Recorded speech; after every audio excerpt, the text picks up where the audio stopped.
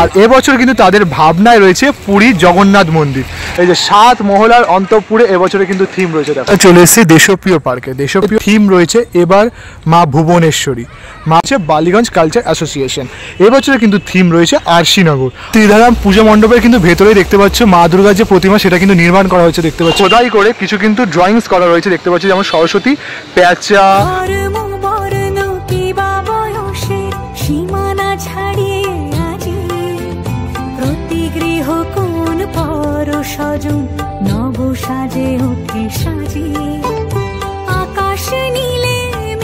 দোষীদের শাস্তিতেই এবারের উৎসব। তো বন্ধুরা আপনারা দেখছেন বাঙালি মানে কেস ব্লগ, যেখানে তো খাওয়া দাওয়া থেকে শুরু করে পূজা পর্ব সমস্তটা দেখা যায়। আর আজ কিন্তু আমরা চলে এসেছি বালিগঞ্জে, কারণ সাউথ কলকাতা দুর্গাপুজো কভার করবো। তো তোমরা তো নর্থ কলকাতার পাশাপাশি কিন্তু সাউথ কলকাতা কিন্তু ধামাকাদার কিছু দুর্গাপূজা হয়ে থাকে। তো সেইটার আজকে গাইড ম্যাপ, যারা দূর থেকে দেখতে আসে সেই গাইড ম্যাপটাই তোমাদের আজকে ভিডিওতে দিয়ে দেবো। তো আমি রয়েছি আপাতত বালিগঞ্জে। তো বালিগঞ্জ থেকে তোমরা সাউথের কলকাতার পুজোগুলো কীভাবে কভার করবে, কাউন্টার পর কোনটা রয়েছে, কেমন প্রস্তুতি রয়েছে, সমস্তটা তুলে দেবো এই ভিডিওর মাধ্যমে। জাস্ট ভিডিওটা দেখতে থাকো। এখন কিন্তু আমরা রয়েছি বালিগঞ্জ স্টেশনের উপরে যে বিডন স্টুডিও দেখতে পাও, সেখানে কিন্তু আমরা রয়েছি। আর তোমরা যদি একদম কম খরচে আসতে চাও, মানে সাউথ কলকাতার পুজোগুলো দেখতে চাও, তাহলে কিন্তু চলে আসতে হবে বালিগঞ্জে। কেননা মেট্রো করে তো একটু দাম পড়ে যায়, কালীঘাট থেকে নামলে দেশপ্রিয় পার্ক পড়ে যাবে, বাট স্টিল যদি কম খরচে দাও তাহলে কিন্তু এই যে বালিগঞ্জ স্টেশন, বালিগঞ্জ স্টেশনে 4 নম্বর দিয়ে বেরোলে ওইদিকে তো পড়ে যাচ্ছে তোমার কসবা, সমুদ্র স্টুডিও, বোসপুকুর, শীতলা মন্দির, ওগুলো পড়ছে। বাট যদি সাউথ কলকাতার মেন টপেস পুজো দেখতে চাও তাহলে কিন্তু ওই 1 নম্বর স্টেশন থেকে কিন্তু বেরোতে হবে। ওই যে দেখতে পাচ্ছ ফ্লাইওভারটা, বা বলতে পারো এই যে ইন্টারলকিং কেবিন বলতে পারো, সেই দিকটা দিয়ে কিন্তু বেরোলেই জাস্ট এই বিডন স্টুডিওটা শেষ হওয়ার মুখেই কিন্তু পড়বে একটা ধামাকাদার পুজো মণ্ডপ। চলো কীভাবে যাচ্ছি তোমাদের সমস্তটা শেয়ার করবো, লেটস গো।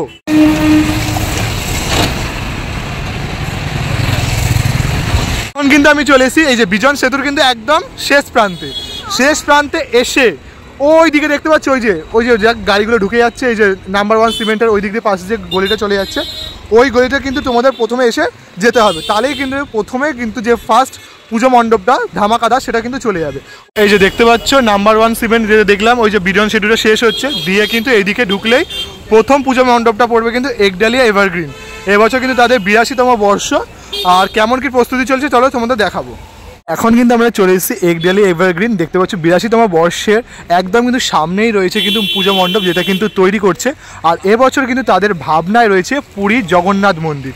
দেখতে পাচ্ছি এখন কিন্তু প্লাইউডের যে কাজ সেটা কিন্তু শুরু হয়ে গেছে। রাস্তা জুড়ে দেখতে পাচ্ছি বা তোমার স্ট্রাকচার, প্লাইউডের যে স্ট্রাকচার সমস্তটা কিন্তু চলছে। আর ব্যস্ততম কিন্তু একটা রাস্তা, যার জন্য কিন্তু অলরেডি গাড়ি ঘোড়া চলছে। আর যদি তোমাদের ভেতরটা দেখায়, ভেতরেও কিন্তু অনেক স্ট্রাকচার পড়ে রয়েছে।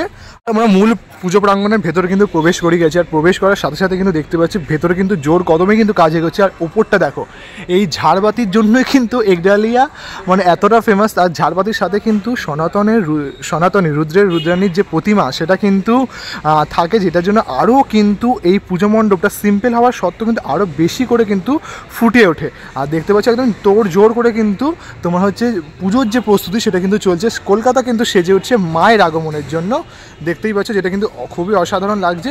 তো চলো পরে পুজো মণ্ডপে যাওয়া যাক।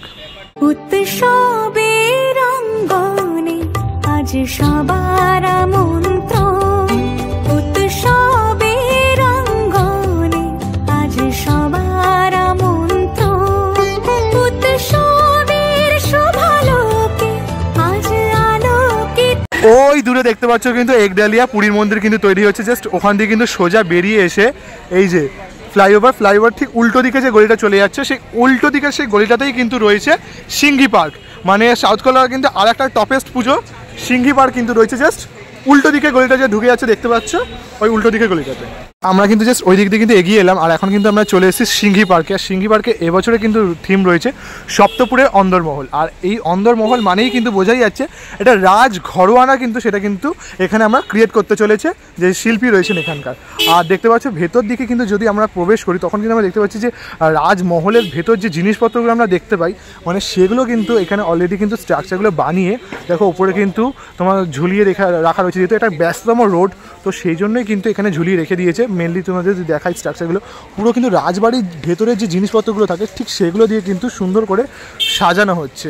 মেনলি দেখতে পাচ্ছি এগুলো ঝাড়বাতির যে অংশগুলো, দেন ওইদিকে যে সিঁড়ির মতো বা জানলার যে অংশগুলো ঠিক সেরকমভাবে কিন্তু খুব সুন্দর করে অলরেডি কাজ চলছে। আর এদিকেও কিন্তু দেখতে পাচ্ছি কাজ চলছে, মানে চটা দিয়ে দেখো তোমাদের যদি দেখায়, এই দেখো ল্যাম্প পোস্ট টাইপের ওগুলো চটা দিয়ে কিন্তু মেনলি এই স্ট্রাকচারগুলো বানানো হচ্ছে। বানানোর পর কিন্তু তোমাদের এগুলো ইনস্টলেশনের কাজ চলবে, মানে জোর কদমেই কিন্তু কাজ চলছে দেখতে পাচ্ছ।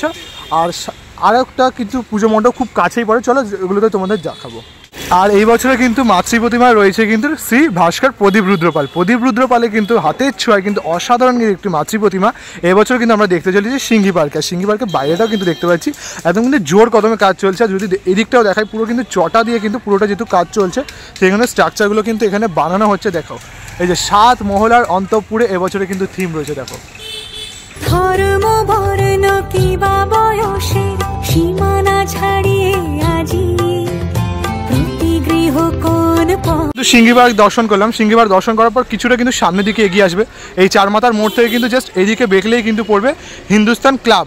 হিন্দুস্তান ক্লাবেও দেখতে পাচ্ছি কিন্তু জোর কদমে কাজ চলছে। একবার দেখো রাস্তাটা জুড়ে পুরোটা কিন্তু ব্যানার হোর্ডিংয়ের জন্য যে প্রমোশন সেটা কিন্তু দেখো, তাই জন্য কিন্তু এখানে বাসের স্ট্রাকচারগুলো পড়ে গেছে। চলো হিন্দুস্তান ক্লাবে দেখা যাক এবছর কি থিম ভাবনা রয়েছে। কিন্তু আমরা চলে এসেছি হিন্দুস্তান ক্লাব। আর হিন্দুস্তান ক্লাবের এবছরের থিম কিন্তু রয়েছে বন্ধনহীন গ্রন্থি। দেখতে পাচ্ছ খুব অসাধারণভাবে কিন্তু একটি অন্যরকম কিন্তু যে পূজা মণ্ডপ সেটা কিন্তু সজ্জিত করা হচ্ছে। আমি কিন্তু প্রিপারেশনের সময় কিন্তু দেখিয়েছিলাম কীভাবে সজ্জিত করা হচ্ছে।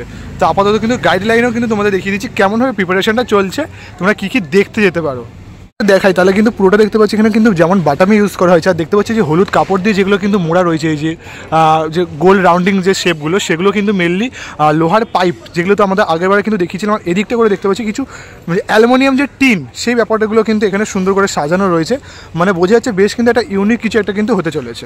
তোমাদের দেখাই এই অ্যালুমিনিয়াম বা আর টিনের ওপর বলতে পারে যেটাই বলো না কেন, তার ওপর কিন্তু বেশ খোদাই করে কিছু কিন্তু ড্রয়িংস করা রয়েছে। দেখতে পাচ্ছি যেমন সরস্বতী, প্যাঁচা, ওদিকে মাছ টাইপের একটু ঘোড়া সিংহ, মানে যেগুলো হচ্ছে মেনলি ঠাকুরের বাহন, সেগুলো কিন্তু এখানে সুন্দর করে ফুটিয়ে তোলার যে কাজ সেটা কিন্তু চলছে। নব সাজে উঠে সাজিয়ে ধর্ম বর্ণ কিবা বয়সে সীমানা ছাড়িয়ে আজি প্রতি গৃহ কোন পর সজন নব সাজে উঠে সাজিয়ে। আমি হিন্দুস্তান ক্লাব দেখালাম, দেখতে পাচ্ছি এরকম কিন্তু স্ট্রাকচার থাক। এদিক দিয়ে কিন্তু এই পাশটা দিয়ে কিন্তু বেরিয়ে গেলে পড়বে নেক্সট পুজো মণ্ডপ হিন্দুস্তান পার্ক। এবছরে হিন্দুস্তান পার্কে কী রয়েছে চলো সমস্যাটা তোমাদের ঘুরিয়ে দেখাবো। হিন্দুস্তান ক্লাব থেকে বেরিয়ে এসে কিন্তু এই দিকে যাবে, মানে ক্লাব থেকে বেরিয়ে এসে কিন্তু এই ডান দিকে ঢুকবে। ডান দিকে ঢুকলে সামনে কিছুটা ওইদিকে গেলে কিন্তু পড়বে, কিন্তু ওই দিক দিয়ে হেঁটে এলাম। আর হেঁটে আসার পর দেখতে পাচ্ছ new Punjabi store Saha textile, ঠিক এই দিক দিয়ে কিন্তু ওই পার হলেই কিন্তু পড়বে হিন্দুস্তান পার্ক। যদি তোমাদের জুম করে দেখাই ওইদিকে দেখতে পাচ্ছ হিন্দুস্তান পার্ক লেখাও আছে বোর্ডটা। চলো সোজা যাওয়া যায়। আমি জাস্ট কিন্তু ওই মোড় থেকে মাত্র কিন্তু 2 মিনিট হেঁটে এলাম। হেঁটে এসেই কিন্তু একদম সামনেই দেখতে পাচ্ছ সাহা টেক্সটাইল, তার ঠিক সামনেই কিন্তু রয়েছে হিন্দুস্তান পার্ক। এবছর কিন্তু তাদের ভাবনায় রয়েছে কল্প ঋতুর গল্পগাথা। আর মণ্ডপে কিন্তু ঠাকুর আগেই চলে এসেছে, এটা তো কিন্তু আগের প্রিপারেশন ভিডিওতে তোমরা দেখিয়েছিলাম। চলো এবার কিছুটা সামনে দেখা যায়।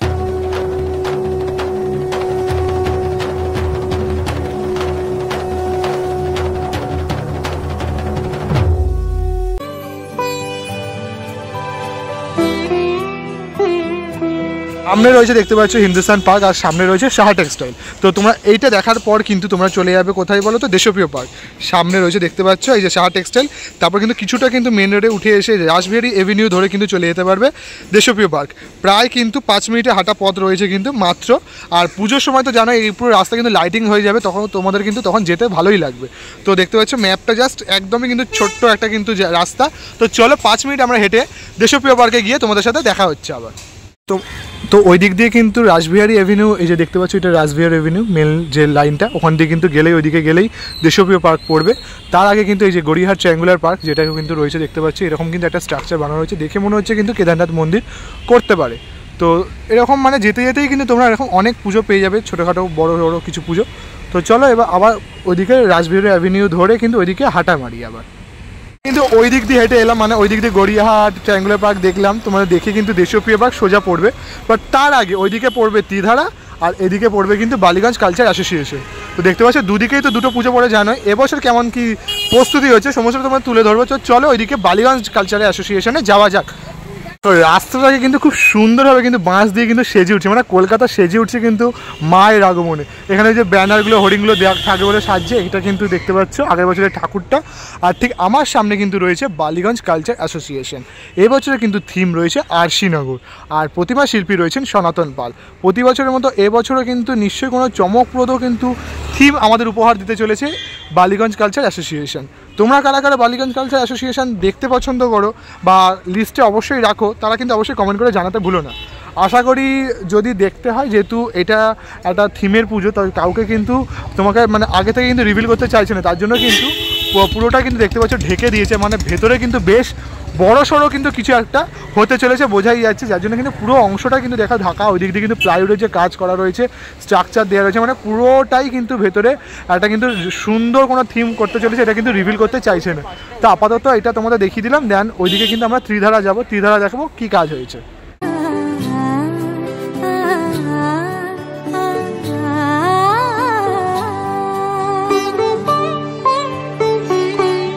আমাদের কিন্তু ওইদিকে দেখালাম বালিগঞ্জ কালচার অ্যাসোসিয়েশন, আর ঠিক তার উল্টো দিকে জাস্ট এই যে দেখতে পাচ্ছ রাস্তাটা ক্রসিংটা পার করলেই কিন্তু এদিকে রয়েছে ত্রিধারা। বলতে পারো সাউথ কলকাতার কিন্তু আর একটা বেস্ট পুজোর মধ্যে কিন্তু অন্যতম ত্রিধারা। ত্রিধারা কিন্তু এবছর কি থিম করছে চলো সামনে যাব, তোমাদের যতটা দেখানো সম্ভব তোমাদের সমস্তটা দেখাবো। কিন্তু আমরা চলে এসেছি ত্রিধারার ঠিক সামনে, দেখতে পাচ্ছ ত্রিধারের যে পুজো মণ্ডপ সেটা কিন্তু এখানে তৈরি করা হচ্ছে। আর ঠিক পুজো মণ্ডপ এদিকে কিন্তু জানো প্রতি বছরের মতো কিন্তু এখানে স্টেজ বানানো হচ্ছে। আর যদি তোমাদের একটু কাজ দিয়ে দেখায়, পুরো মণ্ডপটা তো এমনিতেই ঢাকা দেওয়া রয়েছে, যেহেতু কোনো থিম ওরা রিভিল করেনি, না থিমের নামও কিন্তু তারা প্রকাশ করেনি এখনও পর্যন্ত ত্রিধারা। আর যদি তোমাদের কাজ দেখাই তাহলে কিন্তু আপাতত দেখতে পাচ্ছি এখানে কিন্তু একটা গাছের মতো কিন্তু করা রয়েছে, দেখতে পাচ্ছ গাছের যে স্ট্রাকচার সেটা কিন্তু এখানে বানানো হয়েছে।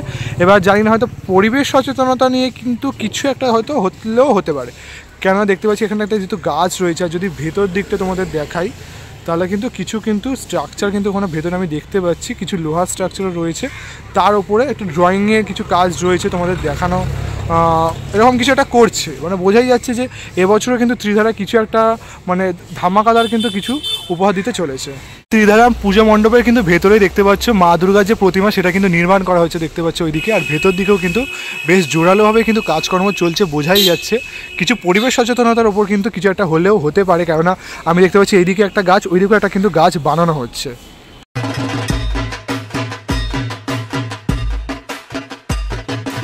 এখন কিন্তু আমরা চলে এসেছি দেশপ্রিয় পার্কে। দেশপ্রিয় পার্কে দেখতে পাচ্ছ বিশাল বড় কিন্তু একটি মণ্ডপ কিন্তু বানানো হচ্ছে। আর এবছর কিন্তু দেশপ্রিয় পার্কের থিম রয়েছে এবার মা ভুবনেশ্বরী। মা কিন্তু জগৎজননী ভুবনেশ্বরী কিন্তু রয়েছেনই, বাট তাও এখানে কিন্তু তাই জন্য কিন্তু নাম দেওয়া হয়েছে থিমের নাম মা এবার ভুবনেশ্বরী।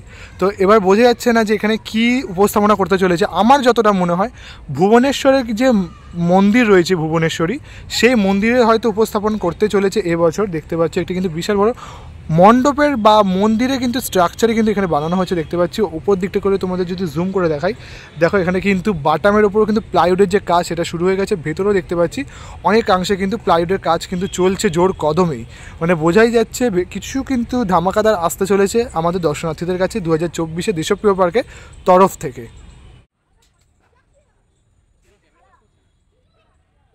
মেতে ওঠে দেখো ত্রিভুবন আজ প্রাণের উৎসবে অনাবিলে আনন্দ। তোরে কিন্তু দেখতে পাচ্ছি পুরো দেখে বোঝাই যাচ্ছে কিন্তু কোনো একটা মন্দিরের কিন্তু স্ট্রাকচার কিন্তু এখানে কিন্তু বানানো হচ্ছে, দেখতে পাচ্ছ যতটা আমার মনে হয়।